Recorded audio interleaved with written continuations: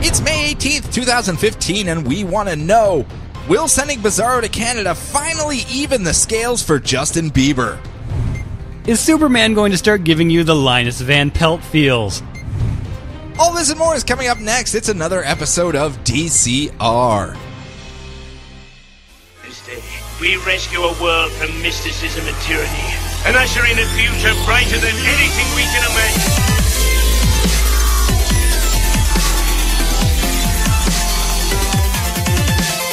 Look! Up in the sky! It's a bird! It's a plane! It's Distress Citizens Radio.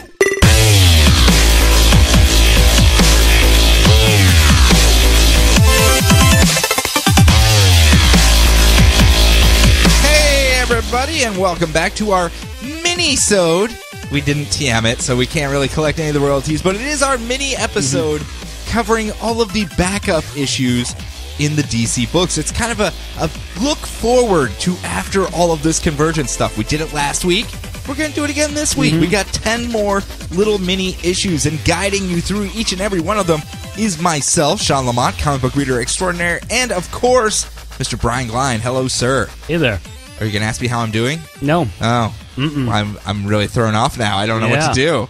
I'm going to just stare awkwardly at you. I'm just going to stare awkwardly at you as well. This is going to be the best podcast ever. But as such, you guys know the spiel. We're going to be covering everything that happens. Quit looking at me weird. We're going to be covering all the stuff that happened in these little peeks ahead. But you, dear listener, have no excuse not to have not read it before we talk about it, because just like last week, they are free. You can go online and just read them. They're on DC Comics webpage. They're on Comixology. They're on a couple different web-enabled things so that you can get out there and just read them for free, because DC wants you to. They want you to take a peek at some of these different things they're doing and trying. A lot of different tones, a lot of different styles, and they don't want you to be a uninformed buyer. They want you to actually see what they're doing so that you can make a good decision on stuff that interests you. And of course, they lead with their best foot forward on a lot of these books and just go, hey, don't you want to read more of that? Next hit's going to cost you, though. Yep.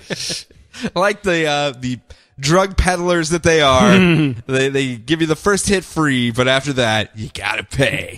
The parallels to comics being an addiction. I can stop anytime. Want to do a podcast? Come on, man. It'll be easy, man. All the cool kids are doing podcasts about comic books. I actually think that's true. There's so many out there right now. Us included. Hundreds of comic podcasts, and we are one of them. Yes. But as you guys know, we do spoilers, so do not listen if you do not want this stuff spoiled. Just go read it for free first, and then come back and listen to the episode. You really have no excuse. So we're going to lead off our charge of books that we're covering. Brian, I believe you were coming back with a favorite of ours already. Yes. Even before these changes, and we're going to mix it up a little bit. So I'm a little worried, because I already loved this book prior. Action Comics. It's Action Comics. It's still Greg Pak and Aaron Cooter. Superman, we come in on Superman. He's hurt. He's running out of time. He's running out of his powers, apparently. They're not working the same way they usually do. And we still haven't really explored how that happened or what's going on with it. Whether it's the solar flare thing that he's losing. He's been doing just willy-nilly every single chance he gets. Just to get drunk, and anytime he has a good night out at the bar or the club, he has to, blow off a little bit of excess energy before he can finish the evening. Yep. So he's running out of his powers. He's trudging his way through the winter and the cold and the wilderness, off to the Fortress of Solitude. He gets stopped by a pack of ninjas. It's like, I gotta uppercut ninjas. Oh man, I'm gonna ruin my hoodie. So he goes all the way to the Fortress of Solitude, and the Fortress of Solitude doesn't recognize him. You're not Superman. You're not Kal-El. You're not allowed to be here. You don't have any powers, man. Get out of here. You don't have any powers, and you're wearing Kryptonian technology. You're not supposed to have that. So it starts stealing and stripping. The fortress itself starts stealing and stripping away his Kryptonian armor. He's like, wait a minute, what? I kind of need that. That's my stuff. And I'm then in the Arctic and I have no powers. Yes. Can you at least give me a blanket? Yeah. And speaking of blankets, they start taking away his cape, and he's like, no, that's That's my cape. That's why I was wrapped in as a baby. It still smells. It's the only thing that reminds me of my mother. It still smells like her. Oh my gosh. Why are you taking away the thing I love the most? No. And it just rips it out of his hands. He's just left there alone. Well, it doesn't just rip it out of his hands. It actually rips in his hands. Yeah, it rips it. The indestructible cape. It's just like, oh my gosh, no. He just falls to his knees wearing his jeans in the North Pole. No. And it's super sad and super emotional. It's like, oh my gosh. Yeah. It's like, oh my god, what are you doing to him, guys? Yeah, that was a little rough for Superman. A little rough. Really well done. Extra Do not well take done. this as a saying that this is bad. This was extremely good, extremely interesting, and extremely... This is a new direction for the character, obviously. We know he's been outed as well as far as Clark Kent is Superman. At the Superman's same time, at the lowest point possible. Yeah, he is having a really rough go. He can't even go out for breakfast with Jimmy Olsen without people attacking him just because they know he's Superman and he doesn't have the powers to protect himself. Oof. Not a good time. No. Very stark with the art, well, though. yeah, very monochromatic artists. Grays, whites, and reds. That's about it. Yeah, but it just felt really cold. And I'm not talking temperature-wise. I'm just like, just the tone of the story even was just cold and stark and jagged. And it's just like, this is not the hope and sunshine that Superman usually brings to me. So I am curious, sincerely curious to see where it goes. Artwork again, Cooter. Yeah, you know what we're dealing with. We love it. Not making me feel bad. Yeah, exactly. Hey, stop it with the sad drawings. And Pac has done nothing but just good things with Superman of late. So if anyone's gonna run down this path with the character, this team, sure. Yeah, we're already in with them. So. Yeah, that was the hardest part with this one. It was just like, yeah, we're already all in, so. Sure, I mean, you could make it better, and we're not going to complain. But next up, Green Lantern Corps, Lost Army. See, you asked last week, where are the Green Lantern Corps? Where did they go? We only have a Green Lantern book. There's about 5 of them, Well, there was a slew of them that have been streamlined down to just 2 or 3 now. I think it's the Green Lantern book, Green Lantern Corps, Lost Army, and Sinestro are all we're going to get now. Yeah. But Green Lantern Corps Lost Army is dealing with a hodgepodge of Lantern members. And in this case, it's John Stewart, Kilowog, Aricia, the like little pixie girl, 2-6, your math one. Yeah. From, Math Lantern, yeah. Yes, Math Lantern. And a new one by the name of Zril Vrek, who is a female that has an I don't care how many unnecessary R's you have. You're not Druck, lady. But she has the ability of morphic empathy. So whenever she's near a race of people, she'll take on their properties and understand their history and who they are. So she's like that guy who goes to grad school in like the UK and he comes back with a bad British accent. I just absorb accents. I have no choice. It's a morphic empathy thing that I've got going on. Pip pip cheerio. Yes, what? Yep. Oh, is it tea time already? Oh, okay. Oh, dude, no, just stop, no. Dude, you're from Southern Ohio. Come on. Just stop trying. But anyway, this group of people have woken up on a strange planet. No idea where they are. They're asking their rings. Their rings are unable to make contact with the battery, any other members. And they're being attacked by these weird QB blob energy monsters that just rip right through their shields. Like they get attacked by Photoshop filters. Yeah, it's weird little I don't know how to just... It's actually very interestingly done. It's a very... Oh, I don't even know what that one Futurama where they get attacked by theoretical fog? Yes. It's kind of like that almost. Yeah, it's supposed to be this thing you can't comprehend. They look like sponge art. Like someone just took a sponge and just kind of went bloop and just tapped the page real quick and you get like this weird little splotchy shape. And they're shooting lasers out of their splotchy shapedness and it's just cutting right through their shields. And eventually, as they're running away from them, Zril Vrek uses her morphic empathy and takes on their properties and explains that, oh no, we're not like people, we're not like individuals, we're part of a collective that were invented when you came here because you're not supposed to be here and we're supposed to eject you out. So they're kind of like antibodies, it seems. Maybe another living planet we're dealing with, I'm not entirely sure. But John Stewart's... planets all over the place. They these really days. are. Well, that one issue of Green Lantern, you're right. They said there's 7 of them out there, 7 or 8 of them, and we've only seen 2 or 3 if we count Telos. We gotta get them out there as quickly as possible, like the Green Lantern Corps. So really, Telos could be Mogo's brother. Could be. I mean, but wait, he was a dude before, He was a dude. Maybe Mogo was a dude too. Right? We don't know. We don't know. But anyway, they end up going, okay, guys, we're going to have to rally up because we're all alone. And that's when a voice comes from the shadows and a figure steps out and goes, well, you're not entirely alone. And it's Krona, the renegade guardian that tried to destroy everything and tried to go back and alter creation itself. I think he wanted to see the beginning of the universe. Yes, which is the one sin that guardians aren't allowed to do, but he wanted to like stick his hand in there and muck around with it and see what was going on. You said I can't do it. Now it just makes me want to do it more. Oh, forbidden fruit. Now you must be tasted. But he shows up and he's been shot in the side, it looks like. And he's like, hey guys, can I join your crew? And of course everyone there is like, oh, Krona, no! Very confused for obvious reasons because this guy's been died and shoved through portals so many times that they're just like, what are you doing here? Yeah. So a big jaw dropper moment for the GLC, and we'll see how they handle it from there. I'm curious. It's Bunn writing this, Cullen Bunn. Yeah, I'm a fan of his work, so I've really liked what he's done with Sinestro. The voiceover was a little heavy with this one, but I think it'll find its nice match as we get out of an 8-page format where he can actually have the real estate to let the other characters just do things instead of just focusing on one and introducing a premise in 8 pages. Yeah, I can understand why you might just want to just stick with one character, in this case, Jon Stewart, and do it from his perspective. So we'll see where it goes from there. I trust him enough that I've read his other work and I enjoy it. So I am on board for this one. Next up. All right, next up is you. Is it really? Yeah. Why would I do 2 in a row? That doesn't sound like me. What do I have next? Oh, Aquaman. Yeah. Huh. I guess I did sneak another one in there. Yeah, you did. Okay, so I have the new Aquaman, and things are a little different for our little aquatic friend. He's changed his look. He's got a much more armored, kind of like, raw, look at me, I'm ripped, some tats and stuff.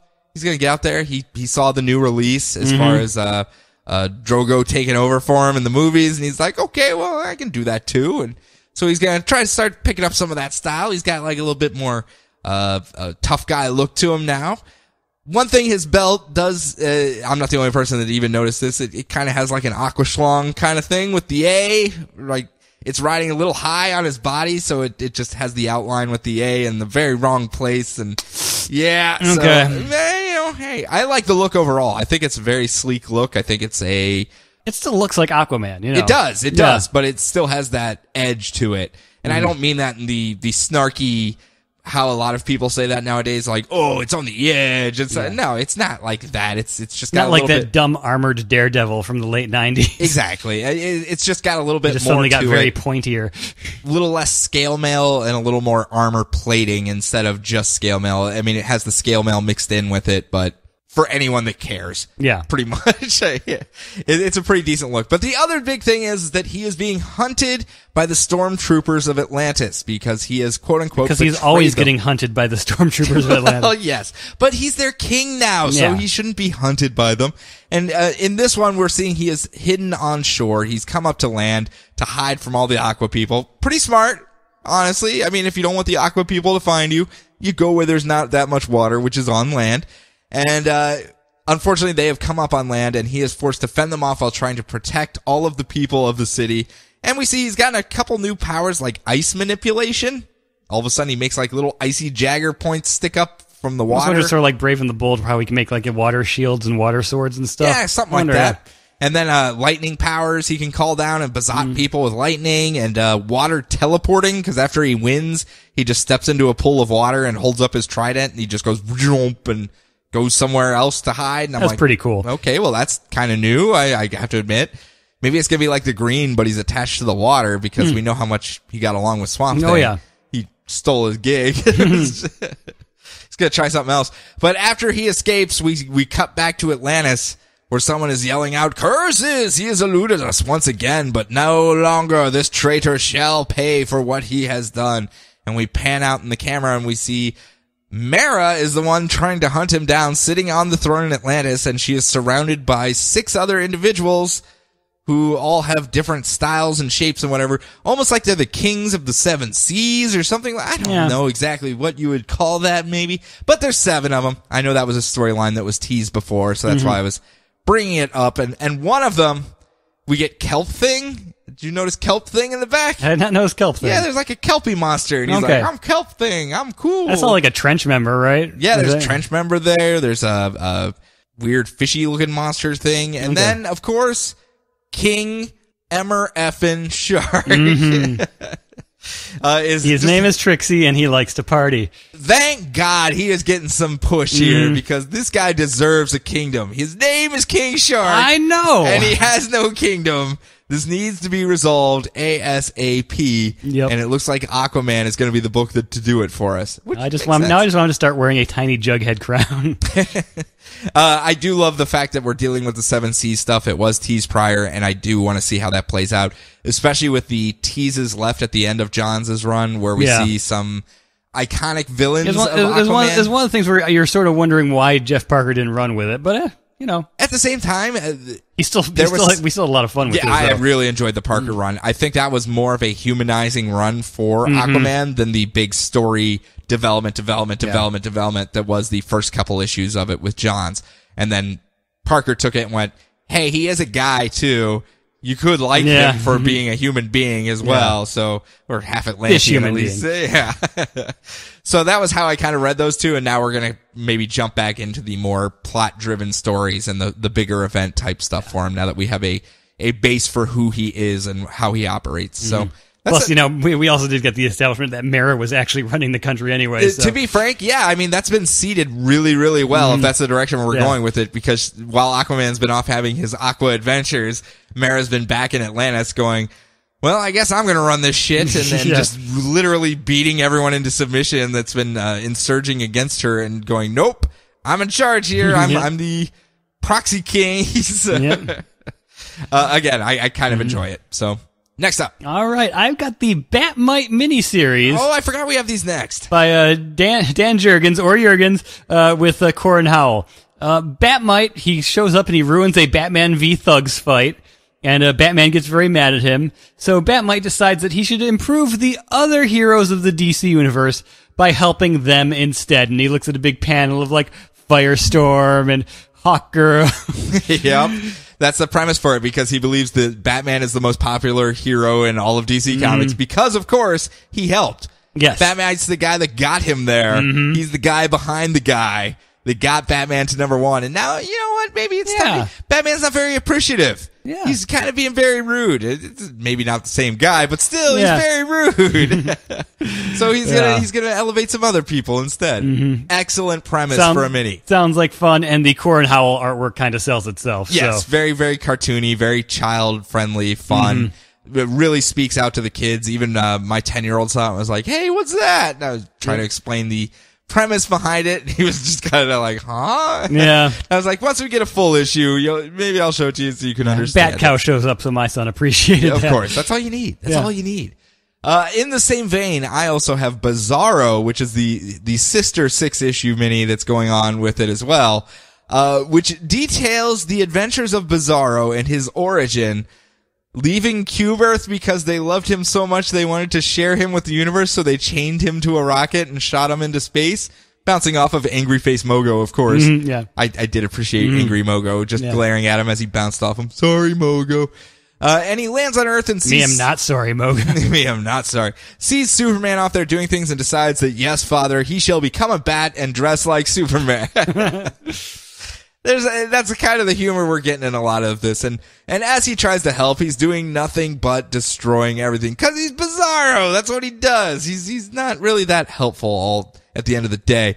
Has taken the role, a lot of the heat off of Obama though, because there's a lot of tweets of thanks Bizarro and, blaming Bizarro for everything. So if anything, at least the president's kind of like, whew, it's one less person to thank me. Good thing Bizarro's here. So while he's out there destroying everything, it's Jimmy Olsen and Clark Kent up on top of the building watching him fly around, smash stuff. And Clark Kent's like, I really should do something about Bizarro. But, he's just trying to help. And that's when Jimmy Olsen tells him, everyone thinks he's your brother. And that's when he goes, oh, no, Bizarro's got to go. We can't have that whatsoever. And he convinces Jimmy Olsen, well, he makes a mention of it at least, that he should take him to Bizarro America, which is Canada in this case. And document the road trip up there and make it into a coffee table book. And Jimmy Olsen goes, you know what? I could make a lot of money doing that. So yeah, I'm going to do that. So he jumps off the building for Bizarro to save him and then convinces him that he's his best friend and that they should take a road trip up to Bizarro America / Canada. And that's where he will set him up to be the Superman of that America, quote unquote. The Superman of Yellowknife or something. And it starts off with their road trip as they're leaving. And then the last page is 1 second later. With Jimmy Olsen going, how hard could it be? And then Bizarro's just destroying everything in their path 1 second out of the town. And it's Bizarro Grounded. That's what I told Brian after I read it. I was like, so they're doing like a Bizarro version of Grounded, a road trip across America? That's a weird premise. But obviously a lot of potential for fun, especially if they hit some of the other cities where other heroes live and interact with them on their way through and everything like that.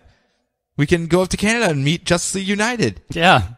See, we got a team to put him on. You can put Bizarro on. Go up to the Moose Factory. Yeah, Moose Factory. It's going to be easy. Again, they're really cutesy. They're really fun. They're lighthearted. Their premise is built so that they can just kind of do slapstick fun with the rest of the DCU, both Bat-Mite and Bizarro. And what's wrong with that? Yeah. Honestly, if you're just looking for something just to blossom steam and have a laugh, that's pretty much what these are aimed at. Plus, if you have kids, there's a lot of these books that I just can't hand to my kid just yet. It's not all of them. I'm not saying, it's too grimdark the whole line, but there are some books I can't hand my kid Suicide Squad or anything like that for obvious reasons, but this is something I can just go, here you go, read it, have fun, enjoy it. It'll introduce you to some stuff. It'll give you the super pets maybe and Badge playing softball or something. I don't know. Yeah. Go do that. So cutesy fun. Cutesy fun. All right, I'm continuing on to a different kind of fun with Justice League 3001. Completely different tone of fun. So this is just an absolutely ridiculous dinner date between Super Douche and Girl Flash, chaperoned by Ariel Masters and Lego Batman of the year 3001. Now, it's been a year since the book started, so it's relaunching as 3001. And it always renumbering to 1. All these books. They always just jump straight to 3001. I can't. And it all falls apart when it turns out that Super Douche stole Crazy Wonder Woman's secret identity glasses. And we also find out that Guy Gardner in a woman's body has joined the team somehow, and now he can say super sexist things, and it's okay because he's a lady now. Yeah, it's just the silliest thing humanly possible. It feels like an entire issue of Justice League 3000 in 8 pages. It really did, and that's not a negative. I mean, it was just so much story fun that I was giggling. Yeah, the characterization of these guys is just insane. And why does no one actually recognize me when I'm wearing glasses? I thought that was just a stupid myth thing. Yeah. Guys, I'm Superman. No, you're wearing glasses, sir. Superman doesn't wear glasses. What are you talking about? I also like the fact that as they they scare everyone away from the restaurant. It's like on like a super fancy gourmand planet. Yes. And the security crew that's being sent after them is the Bourdain 12. I did notice that. Yes. Oh gosh. Again, it's just stupid little details like that make the book sing though. Just little background panel artwork that just has like Porter is just ridiculous. Oh, his detail and is Giffin's insane. Giffin's just giffining around. I love how that's become a verb now. Yeah. We're just gifting all over the place now. Yeah. Oh, right. So honestly, this is another one just like action that we're already sold on. We've had so much fun with. I mean, it was a slow start. Don't get me wrong. Those first 6 issues, I was kind of like, where are we going with this? Then it's almost like, hey guys, you're kind of close to being canceled. Okay, we're just doing everything we want. We don't care anymore, and it's benefited so much. Well, because it started off with, I mean, it had some humor to it in the first 6. But it was kind of like you weren't sure if it was taking itself seriously, and those are the characterizations that were just off on purpose, or if it was just a weird, we're trying to do something different with these characters, but not change them up too much. And then by like the 4th or 5th issue, you're like, oh, okay, they're just ramping it up to 12 and saying, look, it's completely weird characterizations of these characters that are just one personality aspect that they're known for in the past, just cranked all the way up and just go with it. So yes, highly recommended as per usual. Quite. Also next, it's Dr. Fate. So we're bringing Dr. Fate into the regular continuity, or it's going to be a book by itself? I don't know. I don't know where they're going with they that. said it's like, oh yeah, the old ones are still continuity, but the new ones aren't. But the new ones are pretty continuity so far. Half and halfies. Yeah, half and half. Like obviously Bizarro, Bat-Mite, Bizarro, and Bat-Mite. Yeah. I would even say Dr. Fate may or may not be in there. Dr. Fate's kind of a gray area right now. It's about Khalid Kent Nassour, who is trying to become a doctor because when his father came over to America, he was forced to drive a cab because his credentials wouldn't fly in America. But he's wasting all of his time trying to impress his girlfriend instead of focusing on his studies. Oh. And she's still got grad school. She barely has any time for you. Just get over it already. She's not that into you. So after having a date in the rain, Khaled goes off to buy her something at a museum gift shop to try to impress her. And at the museum gift shop, he gets chosen by the Helmet of Fate in the Egyptian wing of the museum. Well, it's a good thing Hawkman and Hawkgirl weren't there. Yeah, they I know. Smacked it right out of his hand. Yep. Quit messing with the exhibits. Yes, this belongs here. And he might have been led there by a mysterious Egyptian cat that's been like following him around the whole issue. Yeah, there's a lot of animal, like the Egyptian deity type stuff going on where they're saying a flood is coming and then the cat cancels the flood. The cat deity just goes, nope, no flood yet. We're going to try something different with this Dr. Fate thing and see how that plays out. A lot of Egyptian religion iconography out there and stuff like that. So ancient Egyptian, obviously. Dr. Fate's all about the Ankh symbols, so you know. All about those Ankhs. All about them. Yep. Who isn't? Who isn't? Mm-hmm. Those things are pretty popular when I was a kid. Yeah, man, the 90s, you could not swing a dead cat without hitting hitting a girl with too much eyeliner and an Ankh necklace. Sonny Liu on the art.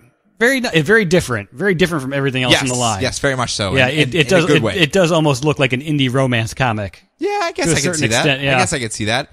I'm kind of curious to see how they're going to balance the tone of it, because obviously this one was much less superheroics and crazy stuff going on.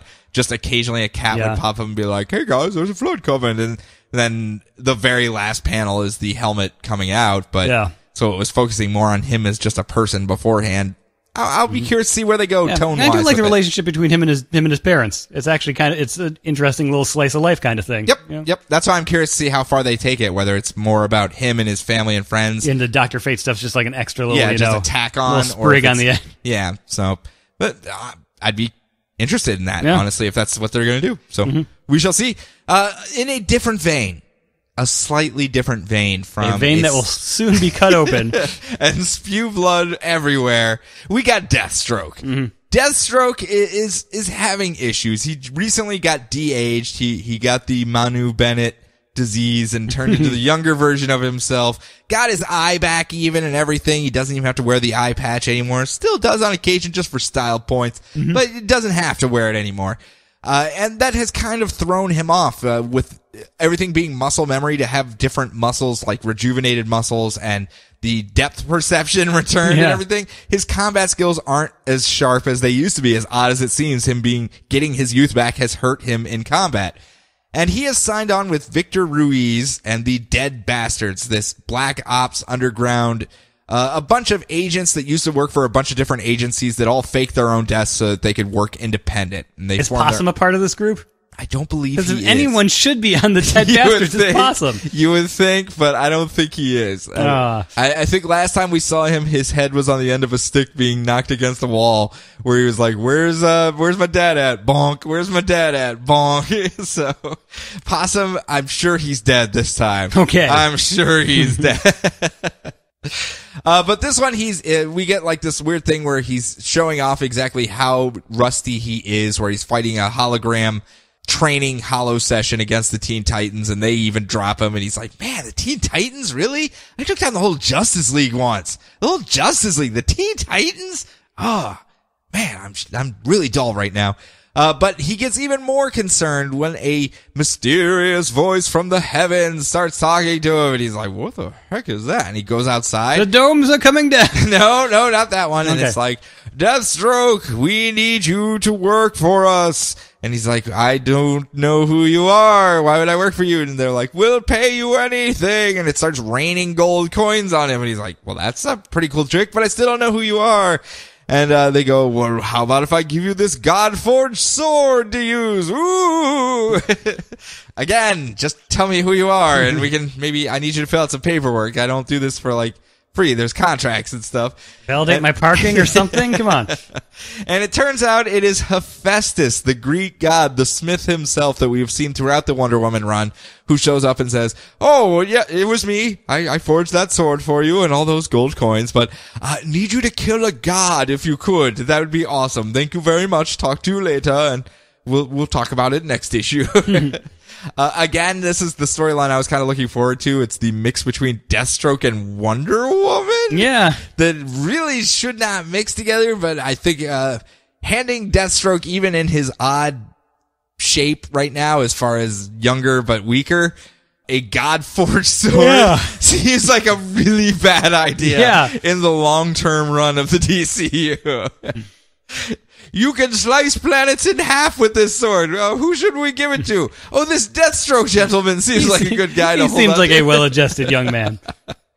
So I'm kind of curious to see how that one plays out. I do want to see him interact with the gods because, again, the Wonder Woman run, the Pantheon itself and all of their double speak and weird like politics that they have amongst themselves, and just to throw Deathstroke in the middle of that type of game, I think could be really, really fun. So I'm kind of stoked for this one. In the same vein of bloodthirsty maniacs, though, I got Lobo as well.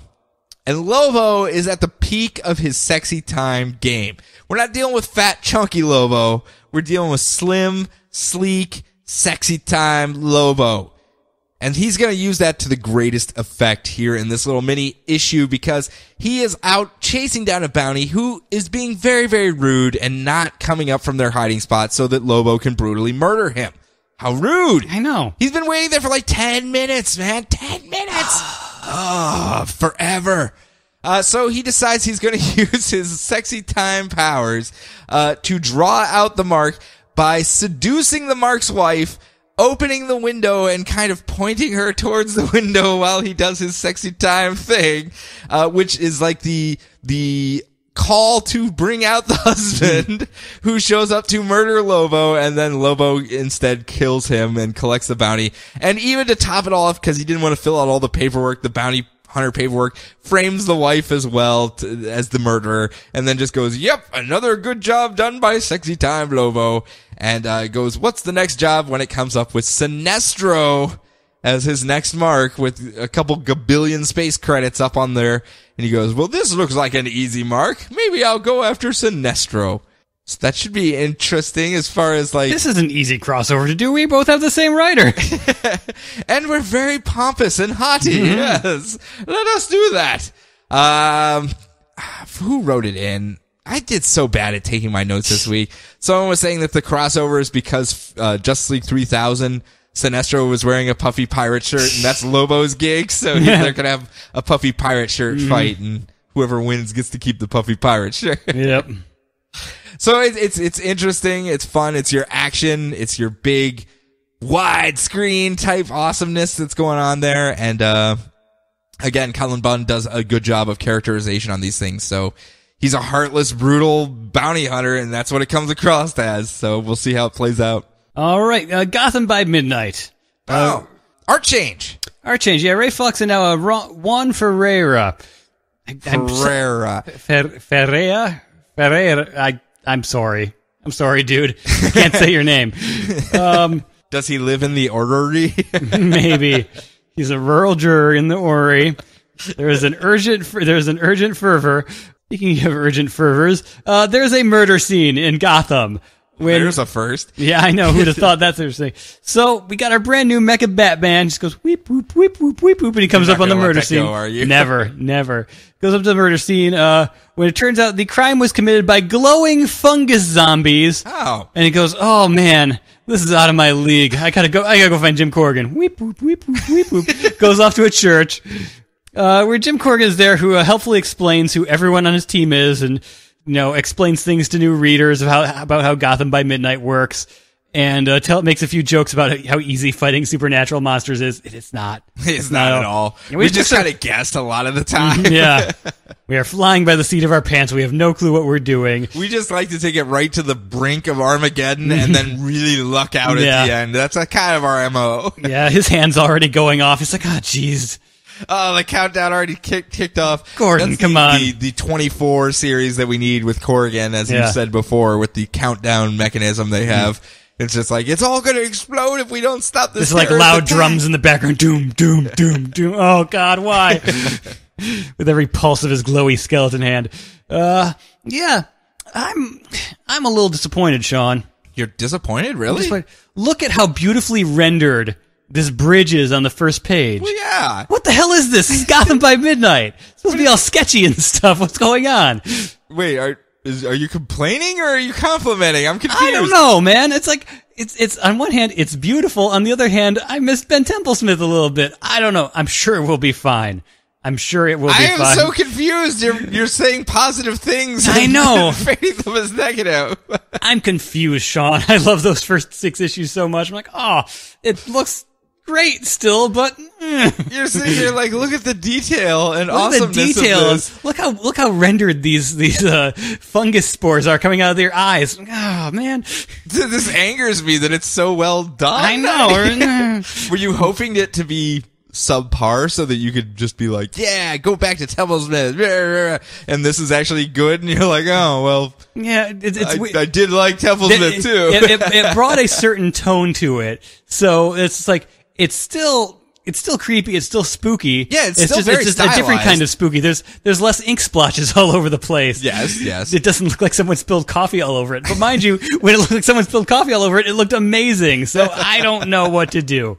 I don't know. I'm sure it'll still be good. Well, I'm going to help you out and just say I think it's just as artistically stunning. Yeah. So it's just a different style, but still has its own feel, its own vibe, its own voice to it. And that's all I want from this book, is to have a unique tone while telling these stories, because that's kind of one of the standout things of it, that it has its own panache, its own, as the French say, je ne sais quoi. Yeah. It's right there, and that's what I want. And if Jim Corrigan's still going to crack jokes about holy water flu shots, you know, yes. I'm in. You know. Oh, that's right. Our new shipment of holy water flu shots just came. Tell me that's a thing. Yeah. No, that's not a thing, Batman. So again, I'm looking forward to it. It's another one. We had quite a few books in this week that we're already signed on 100%. That won us over before the whole Convergence thing, and now we're just kind of like, hey, go, run with it, do what you're doing. If you want to mix it up a little bit, sure, but just don't take away that fun that we had all together. Just leave at least a little link across for us so that we can jump on as well. At least follow you as you forge ahead into a new direction. And a lot of them, I think, did that.